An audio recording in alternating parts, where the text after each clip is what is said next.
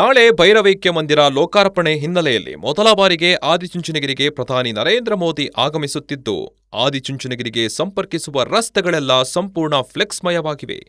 JDS, BJP ಹಾಗೂ ಒಕ್ಕಲಿಗ ಮುಖಂಡರಿಂದ ಪ್ರಧಾನಿ ಮೋದಿಗೆ ಸ್ವಾಗತ ಕೋರಿ ಫ್ಲೆಕ್ಸ್ಗಳನ್ನು ಹಾಕಲಾಗಿದ್ದು, ಸಕಲ ಸಿದ್ಧತೆಗಳು ಮಾಡಿಕೊಳ್ಳಲಾಗುತ್ತಿದೆ. ಅಲ್ಲದೆ ಆದಿಚುಂಚನಗಿರಿಯಲ್ಲಿ ಸುಮಾರು 100 ಕೋಟಿ ವೆಚ್ಚದಲ್ಲಿ ನಿರ್ಮಿಸಲಾದ ದ್ರಾವಿಡ ಶೈಲಿಯ ಶ್ರೀ ಗುರು ಭೈರವೈಕ್ಯ ಮಂದಿರವನ್ನು ಪ್ರಧಾನಿ ಮೋದಿ ಲೋಕಾರ್ಪಣೆ ಮಾಡಲಿದ್ದಾರೆ. ಈ ದೇಗುಲವು ಹೊಯ್ಸಳ, ಚೋಳ, ಚಾಲುಕ್ಯ ಹಾಗೂ ಗಂಗಾ ವಾಸ್ತುಶಿಲ್ಪದ ಸಮ್ಮಿಶ್ರಣವಾಗಿದ್ದು, ಇದೊಂದು ಜೀವಂತ ಆಧ್ಯಾತ್ಮ ಧಾಮವಾಗಿದೆ. ಈ ಭೈರವೈಕ್ಯ ಮಂದಿರವು ಹಲವು ವಿಶೇಷತೆಗಳಿಂದ ಕೂಡಿದೆ. ಕಾರ್ಯಕ್ರಮಕ್ಕಾಗಿ ಬಿಜಿಎಸ್ ಕ್ರೀಡಾಂಗಣದಲ್ಲಿ ಬೃಹತ್ ವೇದಿಕೆ ನಿರ್ಮಿಸಲಾಗಿದ್ದು, 1 ಲಕ್ಷಕ್ಕೂ ಅಧಿಕ ಭಕ್ತರು ಭಾಗವಹಿಸುವ ನಿರೀಕ್ಷೆ ಇದೆ. ಮುನ್ನೆಚ್ಚರಿಕಾ ಕ್ರಮವಾಗಿ 2,000ಕ್ಕೂ ಹೆಚ್ಚು ಪೊಲೀಸರನ್ನ ಭದ್ರತೆಗಾಗಿ ನಿಯೋಜಿಸಲಾಗಿದೆ.